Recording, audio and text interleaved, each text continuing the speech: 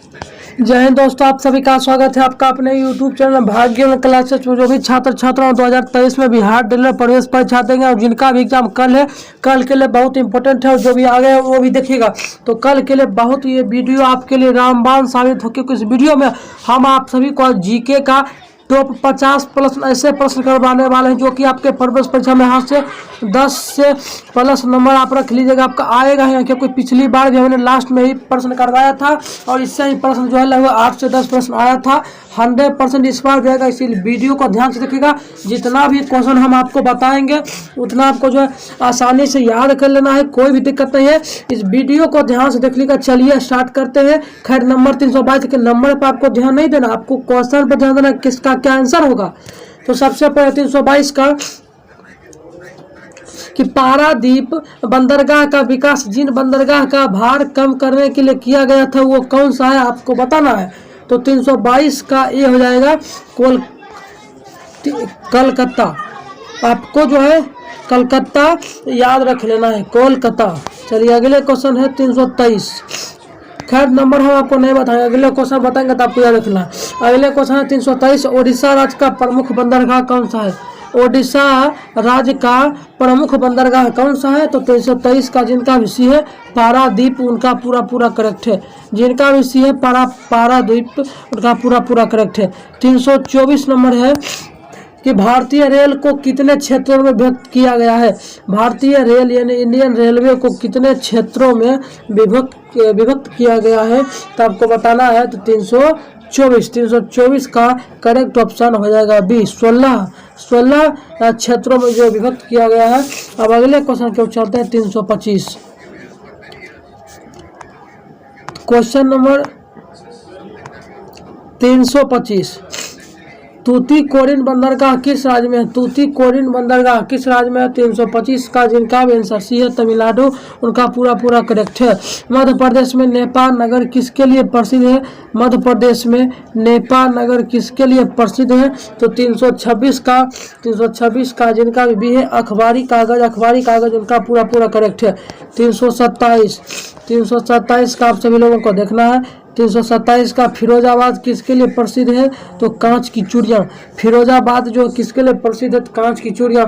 Firozabad UP में है, तो फिरोजाबाद किसके लिए प्रसिद्ध है, कांच की चूड़ियाँ के लिए फिरोजाबाद प्रसिद्ध है। तो 328 का हम आपको बताने जा रहे हैं कि निम्नलिखित में से कौन सा लौह इस्पात कारखाना कोयला क्षेत्र से दूर स्थित है।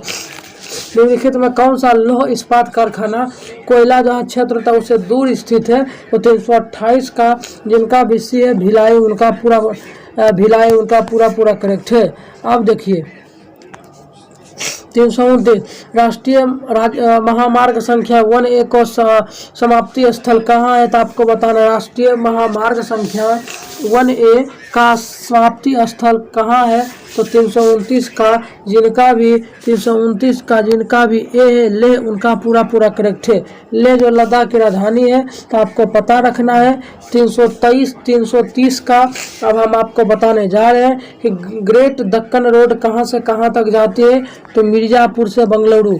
अब बेंगलुरु आपका हो जाएगा ग्रेट दक्कन रोड कहाँ से कहाँ तक जाती है। तो बेंगलुरु हो जाएगा आपका मिर्जापुर से बेंगलुरु।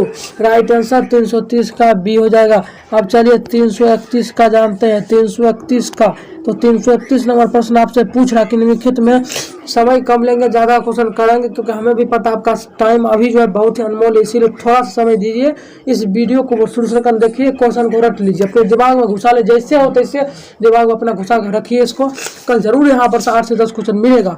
तो निम्नलिखित में कौन सा कृत्रिम पोताश्रय पोर्ट है, आपको बताना। 331 का चेन्नई, उनका पूरा करेक्ट है। आप देखिए 332 नंबर आपको बताना है। ग्रांड ट्रंक रोड का निर्माण किसने कराया। ग्रांड ट्रंक रोड का निर्माण किसने कराया। 332 का जिनका भी ए है शेरशाह सूरी ने, उनका पूरा करेक्ट है। ग्रांड ट्रंक रोड का निर्माण किसने करवाया था। तो शेरशाह सूरी ने करवाया था, तो आपको पता होना चाहिए। आप 333 की ओर चलते हैं। तो 333 का प्रश्न आपसे क्या पूछ रहा है कि रेल मार्गों की कुल लंबाई की दृष्टि से सबसे बड़ा रेलवे क्षेत्र कौन सा है। रेल लंबाई की कि जो आपको बताए थे कि 16 क्षेत्र में विभक्त थे, तो उसमें से सब कुल लंबाई की दृष्टि से सबसे बड़ा रेलवे क्षेत्र कौन सा है, तो आपको बताना है। तो 333 का जिनका भी ए है उत्तर क्षेत्र, उनका पूरा पूरा करेक्ट है। 333 का है जिनका उत्तर क्षेत्र पूरा पूरा करेक्ट है।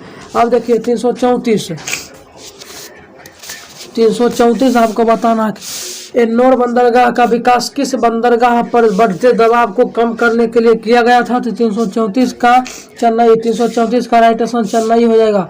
अब अगले क्वेश्चन है क्वेश्चन नंबर 335, बेला डीला से प्राप्त होने वाला लौह अयस्क किस बंदरगाह से निर्यात किया जाता है, तो 335 का जिनका विषय विशाखापट्टनम, उनका पूरा पूरा करेक्ट है। आंध्र प्रदेश की राजधानी अब नया विशाखापट्टनम होगी। चलिए 336 कोची बंदरगाह कहाँ स्थित है, यानी किस तट पर स्थित है, आपको बताना। तो 336 का जिनका विषय है मालाबार तट पर, मालाबार तट पर क्या है, कोची बंदरगाह स्थित है, आपको याद करना है।